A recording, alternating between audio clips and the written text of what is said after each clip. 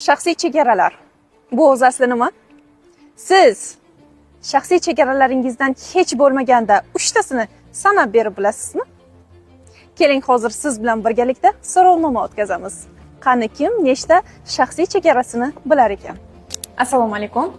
Shaxsiy chegaralaringizdan hech bo'lmaganda 3 tasini sanab berib bilasizmi? Harakat qilaman. Endi bu личный граница degani to'g'ri adashmasam, oilamga bo'lgan, masalan, erim bilan bo'lgan munosabatga agar mobodo личный biror nimani so'rasalar, juda ham qarim keladi va javob bergim kelmaydi, to'g'risini aytsam. Keyin ishim bo'yicha qanchadan olaman, qayerdan olaman, nima ish qilaman, mana bu ham men o'ylayman, bu shaxsiy o'zimning ishim. Men nima? Figura haqida va semiribsizmi, nima uchun semiribsiz deganda menga yoqmaydi, to'g'risini aytsam, o'sha uchun javob berishni ham istamayman. No, inogda tushuntirib o'tishga harakat qilaman. Menimcha shu. Rahmat. Assalomu alaykum. Assalomu alaykum. Shaxsiy chegaralaringizdan hech bo'lmasa 3 tasini sanab berib bilasizmi? Shaxsiy chegaralarim to'g'risi o'zgaruvchan bo'ladi.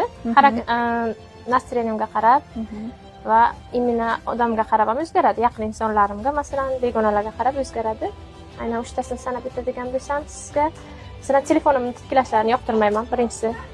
Ikkinchisi, xonamga kirishlarini absolyutno yoqtirmayman umuman va narsalarimga tegishlarini, uchinchisi sumkamga tegishlarini yoqtirmayman. Sumkamni titkilashga ham qo'ymayman.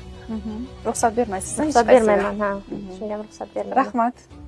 Assalomu alaykum. Assalomu alaykum. Shaxsiy chegaralaringizdan 3 tasini sanab bersangiz. Shaxsiy chegaralarim, masalan, begonaroq odamga nisbatan aytaman.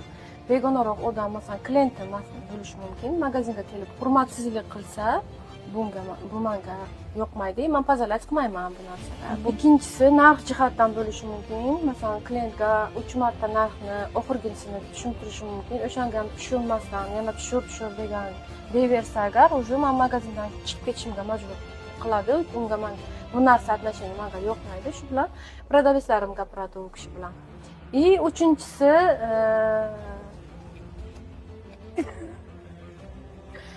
oq narsaga agar klientlarim tegilishsa, o'shani kiyib tonalka qilishsa, uni menga umuman yoqmaydi. Tonalka qilingan narsani sotib olishga majbur bo'ladi o'sha. Rahmat.